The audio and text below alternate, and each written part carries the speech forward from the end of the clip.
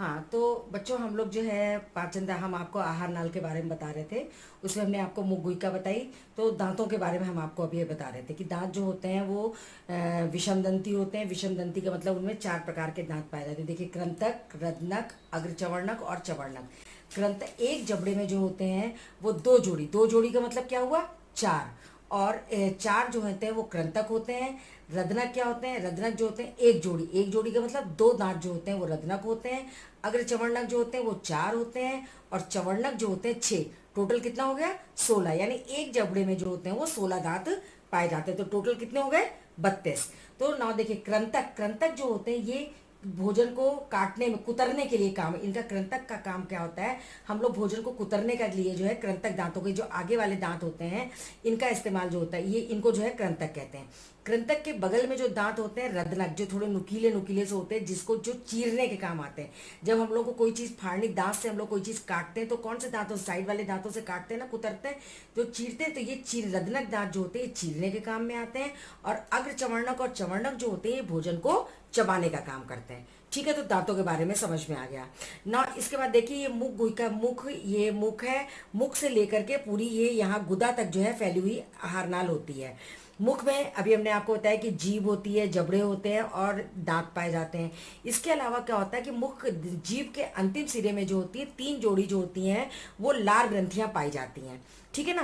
तो ये लार ग्रंथियां जो होती है इनसे एक विशेष प्रकार का एक लसलसा सा पदार्थ निकलता है जिसको कि हम लोग लार कहते हैं। तो जब हम लोग खाना खाते हैं, मुख में चबाते हैं, तो क्या होता है कि लार जो होती है वो भोजन में मिक्स हो जाती है, जिससे क्या हो जाता है, भोजन चिकना हो जाता है और उसे हम लोग आसानी से निगल लेते हैं। तो निगलने लार जो होती है भोजन को निगलने में हेल्प करती है। इसके अलावा क्या होता है, लार में एक पाचन पाचन का भी काम होता है। लार में जो एक विशेष प्रकार का एंजाइम पाया जाता है जो टाइलिन नामक एंजाइम। ये देखिए, मुख गुहा में पाचन, हमने आपको बताया कि मुख गुहा में होता क्या है। मुख गुहा में हम लोग क्या करते हैं, दांतों से और जीभ की सहायता से भोजन को खाते हैं, चबाते हैं, उसको चबाते हैं तो धीरे धीरे वो छोटे छोटे टुकड़ों में बढ़ जाता है और लसलसा सा हो जाता है।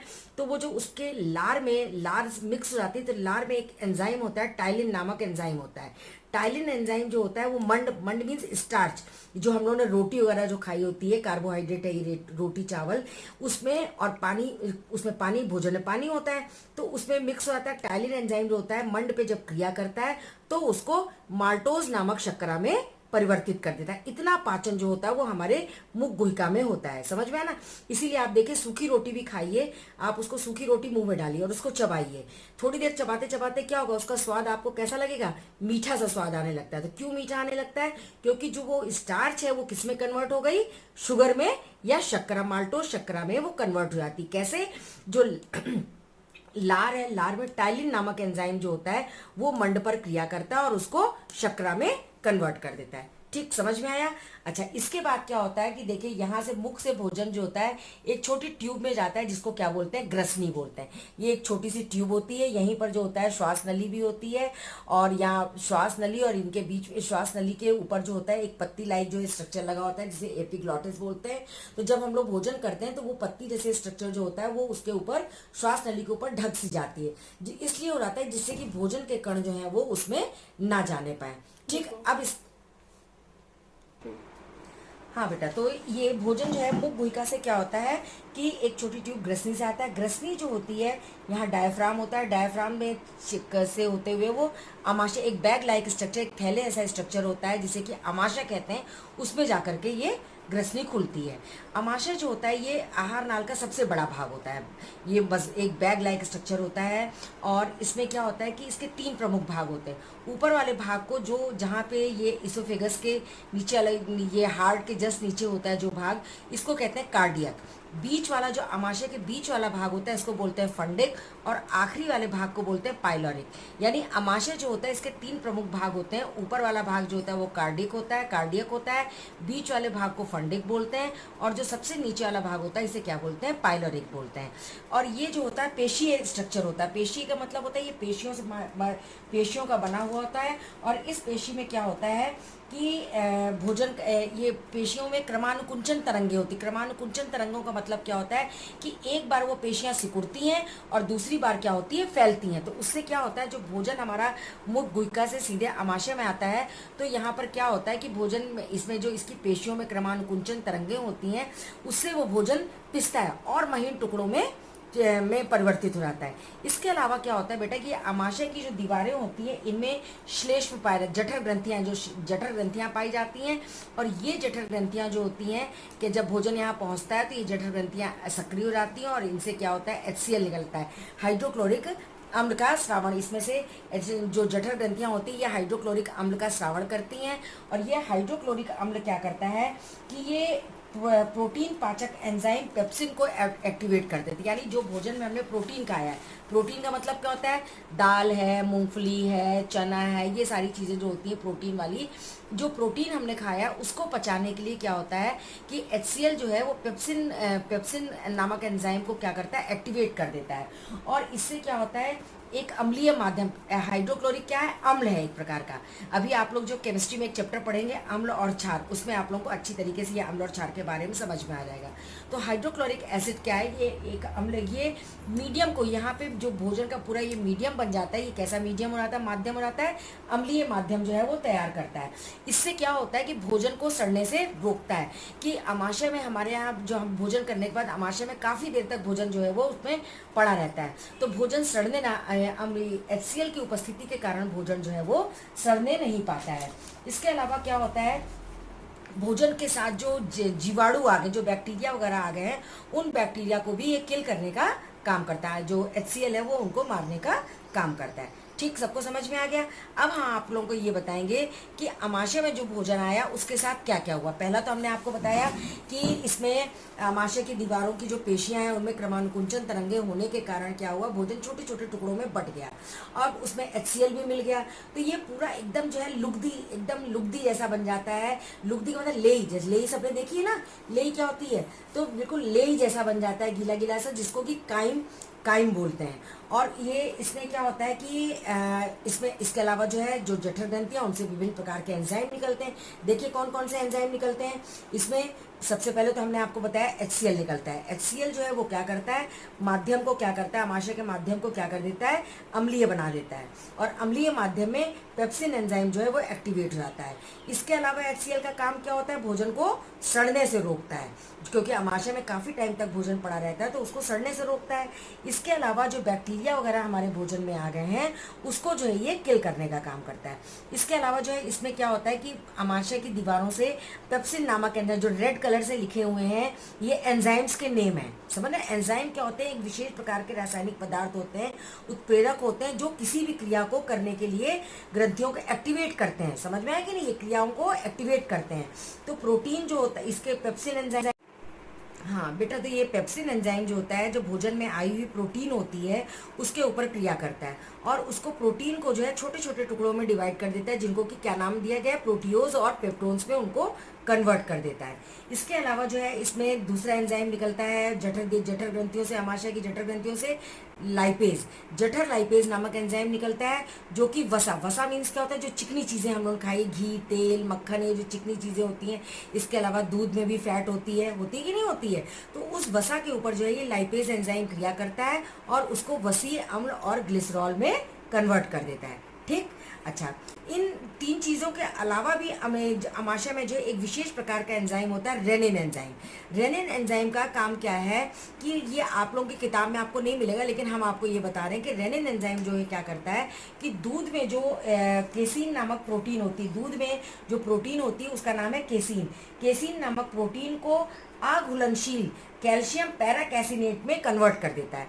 इसीलिए कभी कभी आप देखिए, जो बच्चे, छोटे छोटे से बच्चे जो होते हैं, दूध पीते हुए बच्चे जो होते हैं, जब उनकी दूध पीने के बाद उनको कंधे से लगा लिया जाता है, लेकिन कभी कभी उनका पेट दब जाता है तो उन्हें वॉमिटिंग सी हो जाती है और वॉमिटिंग होने के बाद बिल्कुल फटा हुआ सा दूध निकलता है, तो वो तुरंत एकदम दूध जाते ही कैसे फट गया, क्योंकि उसके ऊपर क्या होता है, रेनिन एंजाइम क्रिया करता है और वो केसीन प्रोटीन जो होती है उसको सॉलिड जो है कैल्शियम पैराकैसिनेट में कन्वर्ट कर देता है। समझ में आ गया सबको? चलिए, अच्छा इसके बाद क्या होता है, आमाशय के बाद भोजन जो होता है कहाँ आता है, ग्रहणी में आता है। ये ग्रहणी दिख रहा है, देखिए ये यू के आकार का इसने आमाशय के साथ ये यू लाइक स्ट्रक्चर बना रखा है, तो ग्रहणी में आता है। ये ग्रहणी जो होता है ये छोटी आंत का ही पार्ट होता है। पहला पार्ट होता है ड्यूडिनम, इसको इंग्लिश में क्या बोलते हैं, ड्यूडिनम बोलते हैं। ग्रहणी में देखिए, ग्रहणी से ऊपर ये जो आपको एक ट्रायंगुलर स्ट्रक्चर दिख रहा है, ये क्या है, लीवर या यकृत। ये जो है पाचक ग्रंथि, ये मनुष्य के शरीर की सबसे बड़ी पाचक ग्रंथि है। इसमें जो है ये यकृत की जो कोशिकाएं हैं वो पित्त रस का स्राव। हाँ बेटा, तो ये जो आपको ग्रहणी के ऊपर ये ट्रायंगुलर स्ट्रक्चर दिख रही है, ये यकृत है। यकृत की जो कोशिकाएं होती हैं एक रस को श्रावण करती हैं, रस निकालती, पित्त रस का श्रावण करती हैं। वो पित्त रस जो होता है वो इस थैली में, पित्त की थैली या पित्ताशय में आकर के एकत्रित हो जाता है, और यहाँ से एक ट्यूब के माध्यम से ये देखिए यहाँ पे आके अग्नाशय में यहाँ पर आकर के खुलता है। तो ये क्या होता है कि ये जो ग्रहणी है इसमें जब भोजन आता है तो यहाँ पर इसमें भोजन में यहाँ तक तो भोजन अम्लीय था, यहाँ पे HCl था। यहाँ पर आने के बाद क्या होता है, ये अग्नाशय की कोशिकाएं जो होती हैं अग्नाशयी रस का श्रावण करती हैं, और यहाँ पर और यहाँ से पित्त रस, ये दो रस आकर के भोजन में मिल जाते हैं। पित्त रस और अग्नाशयी रस आकर के भोजन में मिल जाता है, और फिर भोजन किस में आ जाता है, छोटी आंत में आ जाता है। छोटी आंत जो होती है एक बहुत ही बड़ी, करीब 6-7 मीटर लंबी और कॉइल्ड स्ट्रक्चर, कुंडलित स्ट्रक्चर होती है। कुंडलित होती है यानी बिल्कुल, ये देखिए यहाँ पेट में ये जो है पूरी भरी हुई रहती है। इसमें जो होता है क्या होता है कि इसमें जो है भोजन का जो बचा हुआ पूरा पाचन, संपूर्ण पाचन मतलब कंप्लीट डाइजेशन जो होता है वो छोटी आंत में आकर के संपन्न होता है। यहाँ पर क्या होता है कि छोटी आंत में कार्बोहाइड्रेट, इसमें जो होता है छोटी आंत के 3 प्रमुख भाग होते हैं। जो ये ऊपर वाला भाग है, ये जो जिसको ग्रहणी हमने बोला, ये ड्यूडिनम या ग्रहणी इसको कहते हैं। बीच वाला पार्ट जो होता है इसको बोलते हैं जेजुनम बोलते हैं, और लास्ट वाला पोर्शन जो होता है, ये वाला पोर्शन जो है ये क्या कहलाता है, इलियम कहलाता है। छोटी आंत में क्या होता है, कार्बोहाइड्रेट, प्रोटीन और वसा, तीनों का संपूर्ण पाचन होता है। पूरा ये पाचन यहाँ पे आकर के पाचन पूरा जो है कंप्लीट हो जाता है। इस काम के लिए क्या कौन कौन हेल्प करता है छोटी आंत में, आमाशय, ये यकृत से मिलने वाला पित्त रस और अग्नाशय से निकलने वाला अग्नाशयी रस, ये दोनों रस जो है मिल करके छोटी आंत में सारे भोजन का कंप्लीट जो है इसको यहाँ पर डाइजेशन करते हैं। आमाशय से आने वाला जो भोजन, यहाँ से जो भोजन आया है छोटी आंत में, वो कैसा होता है, अम्लीय। क्यों? क्योंकि यहाँ पे HCl निकला था, वो अम्लीय होता है। लेकिन यहाँ पर जब उसमें पित्त रस मिल जाता है तो वो भोजन का माध्यम, भोजन कैसा हो जाता है, वो माध्यम कैसा हो जाता है, उसका क्षारीय हो जाता है, क्योंकि पित्त रस जो होता है वो क्षारीय हो जाता है। और इसके बाद जो अग्नाशयी रस इसके क्षारीय हो जाता है, जिससे कि क्या होता है कि अग्नाशयी रस के में जो एंजाइम्स होते हैं वो सारे क्षारीय माध्यम में क्रिया करते हैं। इसके बाद क्या होता है कि यकृत से जो पित्त रस का श्रावण होता है वो आकर के यहाँ पित्ताशय में संचित होता है, यानी यहाँ आकर के इकट्ठा हो जाता है। इसका मीडियम कैसा होता है, क्षारीय होता है। और ये इसका मुख्य काम क्या होता है पित्त रस का, कि जो भोजन में फैट है, जो वसा है, उसको तोड़ने का, क्योंकि वसा को पचाना बहुत मुश्किल, इसीलिए कहा रहता है ना चिकनाई जम जाती है बिल्कुल से।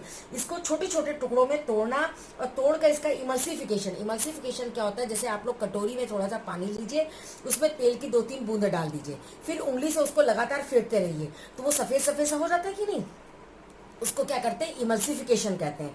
तो पित्त रस का मुख्य काम क्या होता है, जो भोजन में आई हुई वसा है उसको छोटे छोटे टुकड़ों में तोड़ करके उसका इमल्सिफिकेशन करना। समझ में आया कि? हाँ बेटा, तो ये पित्त रस का काम आप लोगों को समझ में आया कि क्या काम होता है, कि भोजन में आई हुई वसा को छोटे छोटे टुकड़ों में बांट करके उसका इमल्सीकरण करना। और इस काम के लिए इससे क्या होता है कि और पित्त रस जो है आंत के क्रम, इसके अलावा पित्त रस जो होता है ये आंत की, जो छोटी आंत की जो दीवारें, इनमें भी क्रमानुकुंचन, इनकी पेशियों में भी क्रमानुकुंचन तरंगे होती रहती हैं, और इस गति को आपको बढ़ाता है ये। और छोटी आंत में क्या होता है, अग्नाशयी रस जो होता है वो कहाँ से प्राप्त हुआ, अग्नाशय से अग्नाशयी रस प्राप्त होता है। अग्नाशयी रस जो होता है ये नेचर में कैसा होता है, क्षारीय होता है। इसमें 96% जो होता है जल होता है। इसके अलावा जो है बाकी क्या होते हैं, इसमें एंजाइम्स होते हैं। समझ में आया कि नहीं? अग्नाशयी रस में मुख्य जो होते हैं कौन कौन से एंजाइम होते हैं, ये देखिए छोटी आंत में अभी हमने आपको ये देखिए इसमें समरी देखिए हमने लिखी है, जो छोटी आंत में कैसे भोजन का पाचन होता है। इसमें यकृत आता है, यकृत में कौन सा रस निकलता है, पित्त रस निकलता है। पित्त रस का मुख्य कार्य क्या होता है, वसा को तोड़ने या उसको इमल्सीकृत करने का काम होता है। इसके अलावा क्या होता है, छोटी आंत में अग्नाशय से अग्नाशयी रस आता है। अग्नाशयी रस में जो है कई प्रकार के एंजाइम्स होते हैं। कौन कौन से एंजाइम होते हैं, इसमें ट्रिप्सिन एंजाइम होता है। ट्रिप्सिन एंजाइम का मुख्य कार्य क्या होता है कि जो बची हुई प्रोटीन है, यहाँ पे देखिए आपने आमाशय में देखी थी प्रोटीन, थोड़ी प्रोटीन जो है वो प्रोटियोज और पेप्टोन्स में कन्वर्ट हो गई थी, लेकिन जो बची हुई प्रोटीन रह गई होगी उस पर ट्रिप्सिन एंजाइम जो है क्रिया करता है और उसको प्रोटियोज और पेप्टोन्स में पहले तोड़ता है, फिर उसके ऊपर जो है उसको उसको उसकी उसी के ऊपर ट्रिप्सिन एंजाइम फिर से क्रिया करता है और एमिनो एसिड में, ये देखिए लिखा हुआ नीचे ना, अमीनो अम्ल में इसको कन्वर्ट कर देता है। कुल मिला के ये कहना है कि छोटी आंत में प्रोटीन जो है उसके ऊपर ट्रिप्सिन एंजाइम क्रिया करता है और पूरी प्रोटीन को किस में कन्वर्ट कर देता है, अमीनो अम्ल में कन्वर्ट कर देता है। समझ में आया सबको ना? ये अब इसके बाद दूसरा क्या होता है, लाइपेज एंजाइम।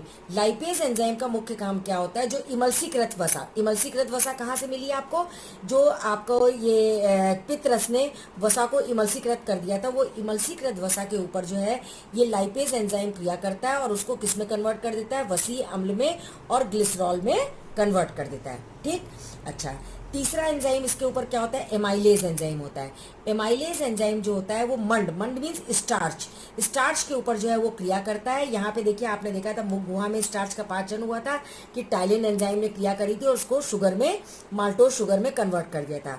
उसके बाद जो है जो मंड है उसके ऊपर एमाइलेज एंजाइम क्रिया करता है और उसको ग्लूकोज में कन्वर्ट कर देता है। कुल मिलाकर आप ये देखिए कि छोटी आंत में आके पूरा प्रोटीन, जो भी हमारे भोजन में प्रोटीन था, पूरा का पूरा प्रोटीन अमीनो अम्ल में कन्वर्ट हो गया, वसा जो थी वो वसीय अम्ल और ग्लिसरॉल में कन्वर्ट हो गई, मंड जो था। हाँ बेटा, तो आप लोगों ने देखा कि किस प्रकार से भोजन का पाचन जो है वो होता है, मुख गुहा से लेकर के छोटी आंत तक में भोजन का क्या होता है, ये अभी हमने आप लोगों को बताया। अच्छा, इसके बाद क्या होता है कि जो पचा हुआ भोजन, भोजन पच गया, यानी जो हमने भोजन में प्रोटीन ली थी वो एमिनो एसिड में कन्वर्ट हो गई, जो हमने इस मंड खाया था वो ग्लूकोज में कन्वर्ट हो गया और जो फैट थी वो किस में कन्वर्ट हो गया, वसीय अम्ल और ग्लिसरॉल में कन्वर्ट हो गया। ये पचा हुआ भोजन जो है अब इसका क्या होता है, अवशोषण होता है। कैसे अवशोषण होता है, छोटी आंत जो होती है, छोटी आंत की जो अंदर की दीवारें होती हैं उनके द्वारा जो है पचा हुआ भोजन जो है क्या किया जाता है, अवशोषित कर लिया जाता है, एब्जॉर्ब कर लिया जाता है। इसमें जो होता है छोटी आंत की जो दीवारें होती हैं उनमें उंगली जैसी जो है स्ट्रक्चर्स पाई जाती हैं, जिनको क्या कहते हैं, विलाई या प्रवर्ध कहते हैं। और ये जो है विलाई में, जो विलाई होते हैं इनमें क्या होता है कि रुधिर, ब्लड की पतली पतली सी रुधिर नलिकाएं, पतली पतली सी रुधिर नलिकाएं होती हैं और जो कि भोजन को पाचित कर, जो पचा हुआ भोजन होता है उसको ये क्या करती हैं, अवशोषित कर लेती हैं और शरीर की सभी कोशिकाओं को पहुंचा देती, क्योंकि भोजन की आवश्यकता तो शरीर की सभी कोशिकाओं को होती है। तो कहाँ से पहुंचता है भोजन को, जो पचा हुआ भोजन था उसे छोटी आंत की दीवारें जो होती हैं वो उसे अवशोषित कर लेती हैं और शोषित करने के बाद उसको किस में डाल देती हैं, ब्लड में सर्कुलेट कर देती हैं। और ब्लड के माध्यम से क्या होता है, ये पचा हुआ भोजन जो है हमारे शरीर की सभी कोशिकाओं में पहुंच जाता है। और यहाँ पर उसका यूज़ किस लिए भोजन का यूज़ किया जाता है, एक तो ऊर्जा प्राप्त करने के लिए, उससे हमें एनर्जी प्राप्त होती है, दूसरी नए टिश्यूज़ के निर्माण के लिए, और जो पुराने टूट फूट हुई है, पुराने टिश्यूज़ जो ख़राब हो गए उनको, उनकी मरम्मत के काम में भी आता है। ठीक, समझ में आ गया। इसके बाद आती है बड़ी आंत। बड़ी आंत देखिए, हाँ बेटा, तो अभी हम आप लोगों को बता रहे थे कि भोजन का अवशोषण, छोटी आंत की कोशिकाओं द्वारा भोजन का अवशोषण हुआ और जितना पचा हुआ भोजन था, प्रोटीन, कार्बोहाइड्रेट और वसा, पचने के बाद जो है प्रोटीन जो है आपने देखा था अमीनो एसिड में कन्वर्ट हुआ, वसा जो थी वो ग्लूकोज में कन्वर्ट हुई और इसके अलावा जो वसा जो थी वो ग्लिसरॉल और वसीय अम्ल में कन्वर्ट हुई, कार्बोहाइड्रेट था ग्लूकोज में कन्वर्ट हुआ। ये जो तीनों चीज़ें थी इनको जो है छोटी आंत की कोशिकाओं ने एब्जॉर्ब कर लिया। कैसे एब्जॉर्ब किया, यह भी हमने आपको बताया कि छोटी आंत की दीवारों में उंगली के समान संरचनाएं पाई जाती हैं, जिन्हें कि क्या कहते हैं, विलाई या प्रवर्ध कहते हैं। उनके द्वारा इसको एब्जॉर्ब कर लिया गया और एब्जॉर्ब करने के बाद इन्होंने किस में डाल दिया, ब्लड में सर्कुलेट कर दिया और ब्लड के माध्यम से ये पूरा पचा हुआ भोजन शरीर की सभी कोशिकाओं में पहुंच गया, जहां पर इसका इस्तेमाल किस लिए किया गया, ऊर्जा प्राप्त करने के लिए, नए टिश्यूज़ के निर्माण के लिए और पुराने टिश्यूज़ की मरम्मत के लिए उसका इस्तेमाल हुआ। ठीक, सबको समझ में आ गया यहाँ तक ना। इसके बाद जो है अंतिम अंग जो आता है आहार नाल का, वो आता है बड़ी आंत। हाँ बेटा, आहार नाल का अंतिम भाग जो होता है वो क्या होता है, बड़ी आंत होता है। बड़ी आंत जो होती है इसके 3 भाग होते हैं। पहला जो होता है ये जहाँ पे ये होती है, ये सीकम होता है। सीकम के बाद जो होता है बीच वाला पोर्शन कोलन होता है और लास्ट वाला पोर्शन जो होता है ये रेक्टम या मलाशय होता है। इसमें जो होता है सीकम में, ये जो सीकम वाला पोर्शन, इसमें देखिए ये ट्यूब लाइक स्ट्रक्चर दिख रही है, एक इसमें एक नली ऐसी स्ट्रक्चर लगी होती है जिसे कि कृमि रूप परिशेषिका कहते हैं, या जिसको अपेंडिक्स बोलते हैं। तो आप लोग ये जो है हमारे शरीर में अवशेषी अंग है। अवशेषी अंग का मतलब क्या होता है कि ये किसी समय में हमारे पूर्वजों में पूर्ण रूप से विकसित थी, वेल डेवलप्ड थी, और ये फंक्शन, ये एक्टिवेट भी थी, वहाँ पे काम भी करती थी। लेकिन अब जो है ये केवल एक अवशेषी अंग के रूप में प्रेजेंट है। ये केवल ये से ये पता चलता है कि हमारे पूर्वजों में जो है ये अपेंडिक्स जो थी पूरी वेल डेवलप्ड थी, लेकिन अब इसका क्योंकि हमें इस्तेमाल नहीं करते हैं, इसलिए केवल जो है अवशेषी अंग के रूप में हमारे शरीर में पड़ी हुई है। कभी कभी क्या होता है कि जो पचा हुआ भोजन होता है वो इस नली में आ जाता है, और नली में आ जाने, क्योंकि इस नली में जो है किसी भी प्रकार का कोई एंजाइम वगैरह नहीं होते हैं, कोई उसका कुछ हो नहीं पाता है, तो वो भोजन यहाँ पड़े पड़े क्या होने लगता है, सड़ने लगता है। सड़ने के कारण क्या होता है कि वो जब ये ट्यूब सड़ने लगेगी तो उससे भयंकर दर्द होता है। आपने सुना होगा किसी का कि अपेंडिसाइटिस हो गया, अपेंडिक्स का ऑपरेशन हुआ, पेट में अचानक से दर्द होता है, बहुत भयंकर दर्द होता है, फिर अल्ट्रासाउंड वगैरह से पता चलता है कि अपेंडिक्स की प्रॉब्लम हो गई है, और उसके लिए डॉक्टर जो है तुरंत ऑपरेशन की सलाह देता है कि तुरंत ऑपरेशन उसका कराया जाए, अदरवाइज वो क्या होता है, वो बस्ट हो जाती है और उस शरीर में पॉइजन फैल जाता है। तो ये वही ट्यूब है अक्रमी रूप परिशेषिका, जो कि इसमें बड़ी आंत के इसमें सीकम वाले पोर्शन में जुड़ी हुई होती है। बिना पचा हुआ भोजन जो होता है, जो अब पचने के जो पचा हुआ भोजन तो वो तो अवशोषित हो गया, लेकिन सारा भोजन नहीं पच जाता। जो बचा हुआ भोजन होता है, अध पचा भोजन होता है, या जो बिना पचा हुआ भोजन होता है, वो छोटी आंत से किस में आ जाता है, बड़ी आंत में आ जाता है।